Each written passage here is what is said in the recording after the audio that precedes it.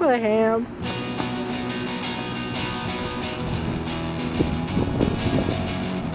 We should have planned this one out, shouldn't we have? My ear. Yes, let's start now. For realsies? Yeah, for real. Is it super or barking? Okay, so let's start with I hate nuts, I killed them. What's my line?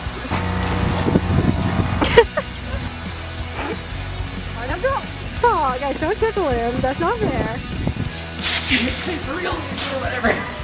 The story concept for Caution Contains Nuts was one that we toyed around with for a pretty long time because the premise kind of sprouted out of the previous episode, A Super Darn Good Escape. We had this character called the Edgerton, who is a warden who is literally losing his own mind, and in that plot he was just kind of a gimmick to serve the story. Let's kill them. But it was only a matter of time before a character like Adge starts to demand a little bit more attention and a second look. What would you do with a character that our nutty heroes desperately need to help, but whose very idiosyncrasy is this burning desire to destroy all nuts? The Edgerton is a pretty cool character because he's pretty much split down the middle between being calm, cool, and collected, and also being a psychopath who wants to kill any nut he finds. Being crazy himself, he's also split down the middle between being a good guy and being a bad guy. However, he doesn't see himself as insane until Sheila saves him because, he was allergic to nuts and he hated nuts and he would kill any in sight. I guess it just took some time for him to realize that he was actually one of them. 1, 3, 5, 9. His big grin. Adge kind of seems like a lost soul at times. There's this one-track-minded sense of duty. He's always sticking to his mission. There's a little bit of a Buzz Lightyear or Javert in his character. And for him to realize that he has literally become one of the insane patients that he is sworn to hunt kind of requires him to destroy himself as a character from the inside out. Okay, so Blake, come on over here. Blake was never given too much context for this role. He was kind of fed his part line by line, one at a time. And because he didn't have the free time that such a lead role would require, we actually got him a full-time stunt double, or a stand-in.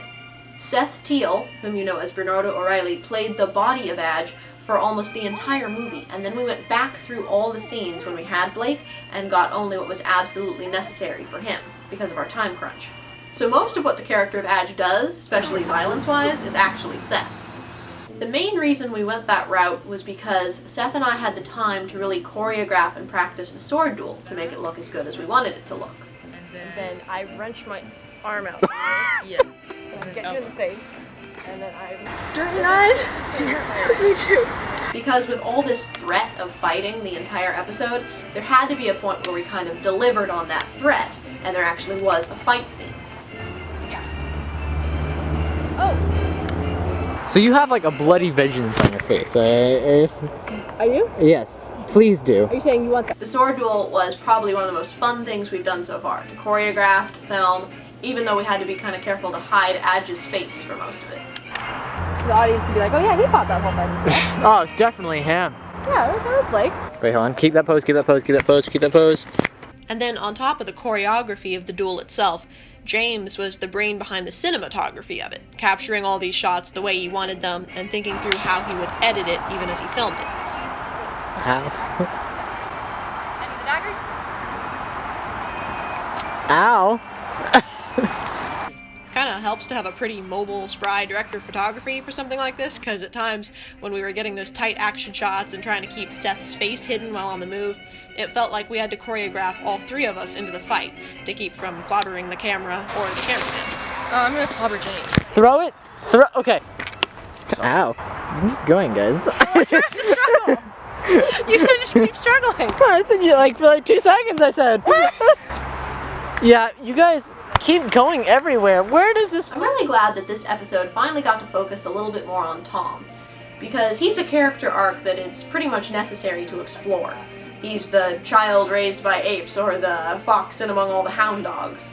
And it was really about time to give him kind of a growing up moment, where we can go back and revisit his original choice that he made as a child in The Darn Good Escape to leave the sane world and stay with his crazy adopted family of nuts, and kind of make him revisit that choice now more as an adult and realize that it is actually his decision that he wants to stick with for the rest of his life, and whether or not it's worth it.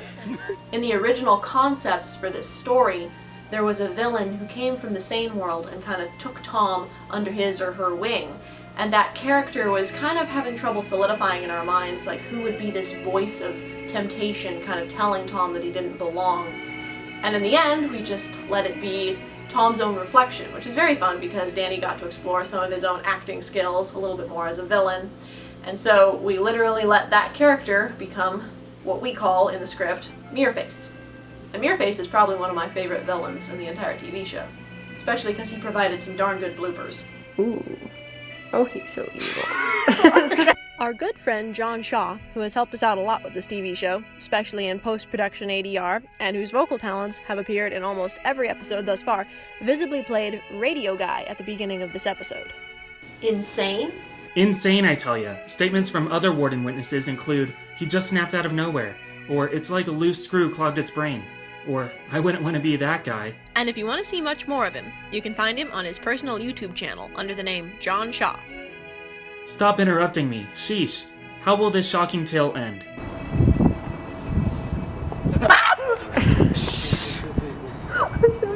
Because in the plotline, Barking Steve is also dressed up to double for Adge. He actually did double for Blake at times when Blake wasn't present and Bernardo was needed. Could you look more, Blake? Do I? There were actually times on the set where we had 3 hooded adjutants running around, covering for each other's characters. Hey, Blake! Who's Blake? We were extremely fortunate to get to use an airplane and film inside a hangar and around the runway. Kurt took some of the actors up for flights when they weren't needed on the ground, and of course provided us with footage of takeoffs and landings. I'm sure any passerby who saw us probably thought we were insane, which isn't far from the truth, and fortunately we kept Super Steve from trying any behind-the-scenes personal flying while at the airport, because we figured that would have gotten him in more trouble than he's worth. I am golden hour. The wings Golden done. hour is wherever I am. Oh, wow, okay. That is me. I am the golden hour. It was cool to film in an actual airport with an actual airplane. It felt professional as low-budget independent filmmakers. There's definitely a little bit more melodrama in this episode than there are in most of them. Maybe it would have been better that way. Some of the moral questions touched upon are a little intense. I got a big spiel right now. I can't remember how it goes.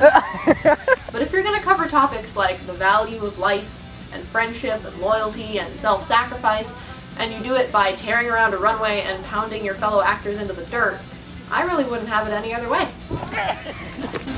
With the blue bowl is so much harder than the rest. Now I'm out of time, but there's no way I can say goodbye. So I'll take my exit quietly and say I'll see you.